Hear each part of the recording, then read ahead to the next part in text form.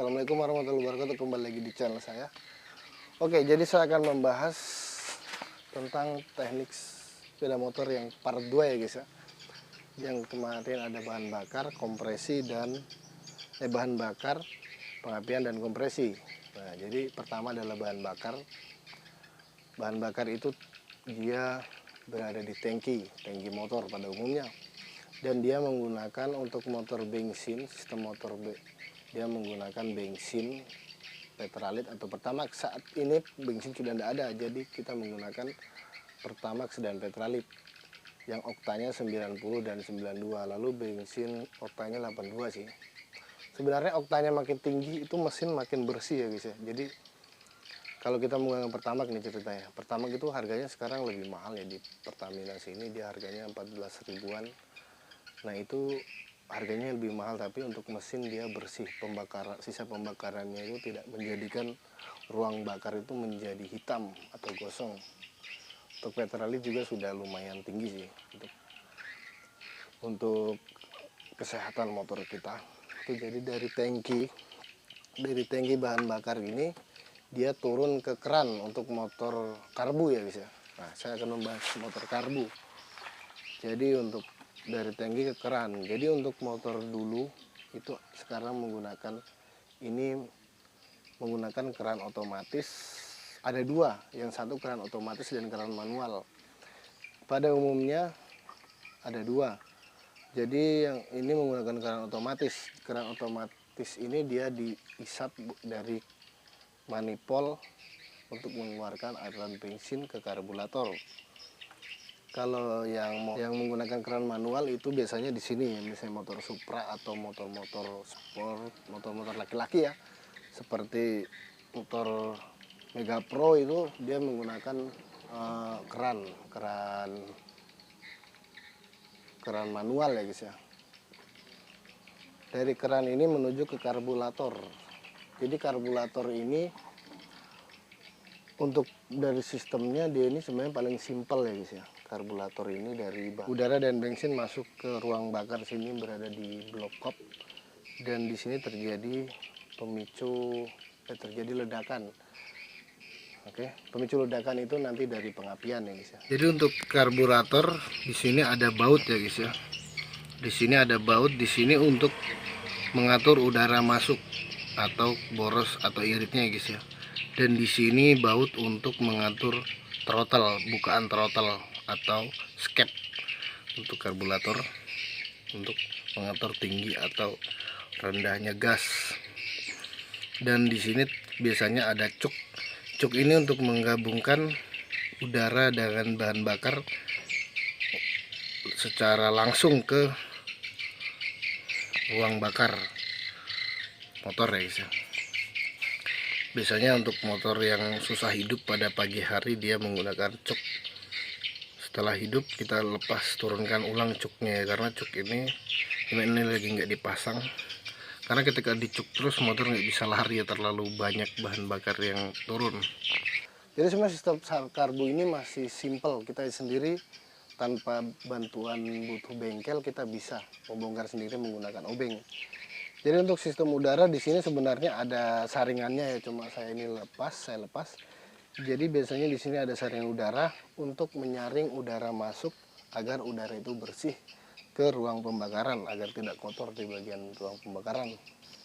Setelah di sini ada bensin, kita cek semuanya ada, namun bensinnya ini kita cek biasanya di sini terjadi tumpukan kotoran ya guys ya, di bawah karburator sini, kotoran atau air. Nah, kenapa air bisa masuk? Kadang kita kalau motor yang kalau masih pabrikan itu masih rapat, air itu nggak bakal masuk karena masih kencang semua. Tapi kalau sudah buka biasanya saat kita mencuci motor itu air bisa masuk ke dalam sini atau kotoran. Makanya kita harus membongkar karburator. Membongkar karburator itu sangat mudah ya guys ya, dibandingkan kalau kita untuk memperbaiki injeksi. Karburator itu bisa otomatis kita buka bautnya menggunakan ini baut 8 dan obeng bagian bawah.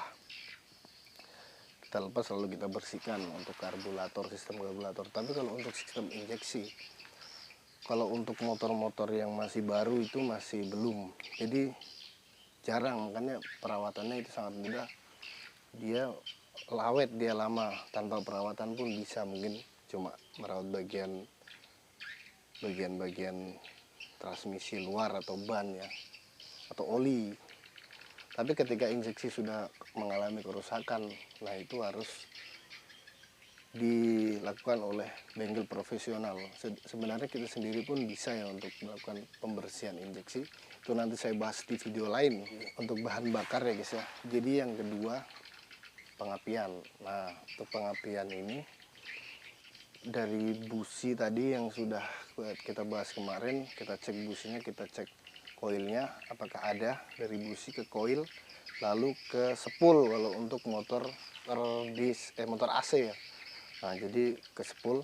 Tapi kalau untuk Jupiter ini, Jupiter Z, dulu saya motor Vega, ini untuk motor Yamaha.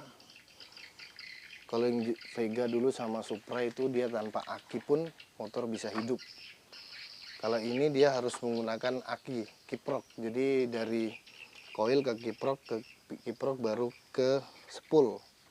Dia harus menggunakan aki, walaupun aki itu mati, tetap dia harus dipasang ya akinya untuk biar tidak mati. Jadi kadang di motor DC ini dia dilepas bisa, tapi kadang nanti dia mati bagian kiproknya karena tidak menggunakan aki. Walaupun mati tetap harus. Makanya itu motor-motor drag gitu, teman-teman pernah lihat motor drag itu simple, kabel sudah nggak ada, dibuang semua lampu-lampu, lampu sen, lampu utama, tapi dia tetap menggunakan aki. Tapi aki itu bukan untuk men-starter ya guys ya, bukan untuk kickstarter atau starter otomatis, bukan. Aki itu untuk membantu pengapian ini agar tetap hidup. Nah itu jadi harus membutuhkan aki. Biasanya sih motor drag itu tidak menggunakan injeksi ya. Kalau untuk injeksi pun kita harus memiliki aki yang sehat, karena injeksi itu kan dia untuk mendorong pompanya itu berbunyi ya. Tapi kalau motor drag itu dia tidak menggunakan injeksi, tapi tetap menggunakan aki, karena dia untuk membantu pengapian dari kiprox itu ya guys ya. Jadi ketika kita cek dari koil nggak ada, kita langsung dari spool. Kalau spoolnya kita cek ada atau enggak. Nah, kalau nggak ada berarti spoolnya bermasalah. Kita harus membongkar bagian kiri motor ya guys ya, bak kiri. Itu nanti kita bahas di video lain, teman-teman bisa komen. Oke. Dari spool ini dia diperintahkan oleh pulser. Jadi di sini bukan cuma spool ya, di sini ada pulser. Teman-teman pernah dengar namanya pulser? Pulser itu dia di magnet situ. Di sini kan spool ini terdiri dari lilitan tembaga dan magnet ya, untuk menjadikan sebuah strom. Dari spool ini dia menghasilkan pengapian motor.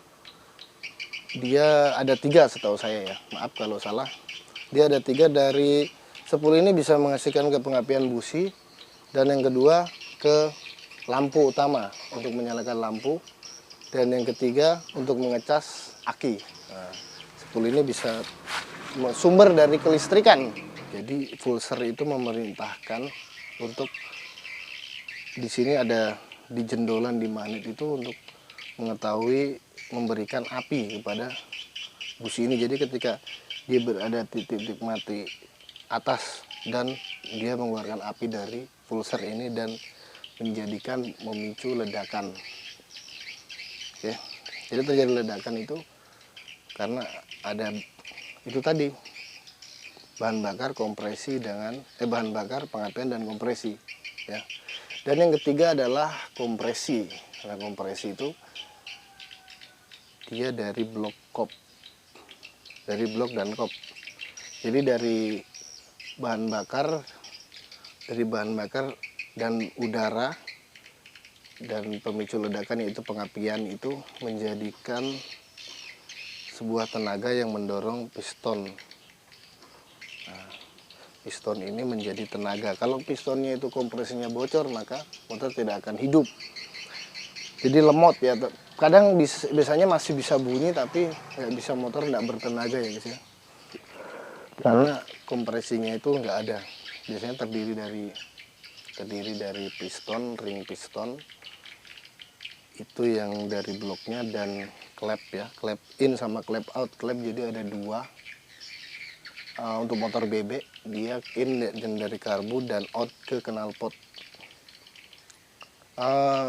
Ada kalau motor-motor untuk Jupiter MX atau CBR Vixen itu 4 klepnya. Itu juga sama fungsinya. 4 in sama out, tapi innya lebih gede karena 2. Karena 4, 2 in 2 out. Nah, itu jadi biasanya terjadi yang saya pernah alami ketika kompresi bermasalah itu klepnya bengkok ya guys ya. Antara klepnya bengkok atau ring piston itu bermasalah atau sudah aus. Itu memang bagian kompresi ini biasanya masalahnya lumayan berat ya dibandingkan bahan bakar dengan pengapian. Pengapian juga sebenarnya berat. Kalau hanya bagian koil sini, kadang pengapian ini kalau untuk di servis sepeda motor, untuk dipraktek pun itu agak sulit, nggak semua bisa menguasai. Karena di sini di kabel bodi sini nih banyak kabel ya guys ya, dari kabel aki, kabel sen, kabel lampu utama, kabel rem otomatis, kadang untuk motor matic dia menjadi satu, jadi kita harus membongkar semua. Nah biasanya itu lebih lama untuk perbaikannya, untuk kita mencari urutan yang dari spool. Kita harus membongkar satu-satu, biasanya lebih lama dan biayanya agak lebih mahal. Jadi teman-teman harus belajar juga sih diurut.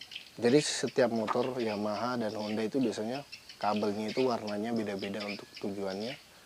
Makanya kadang ada dipelajari sih, untuk warna hijau itu kalau untuk Honda itu min atau ground, ada juga yang hitam itu ground. Jadi banyak ya, itu panjang masalahnya pembahasannya. Oke, jadi untuk kompresinya agak rumit, kita harus bongkar blok dan kop, nanti itu kita bahas di video lain. Oke, sekian video dari saya karena durasinya panjang. Sekian video dari saya, jangan lupa like and subscribe dan komen. Like, komen, dan subscribe untuk mengetahui video selanjutnya. Assalamualaikum warahmatullahi wabarakatuh.